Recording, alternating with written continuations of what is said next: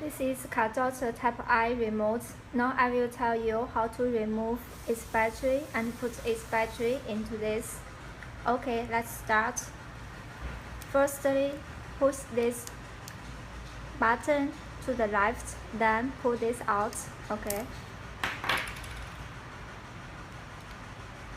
Okay. This is battery.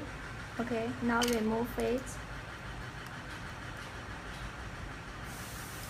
Remove it. Okay, now put it into this. Okay, it's okay.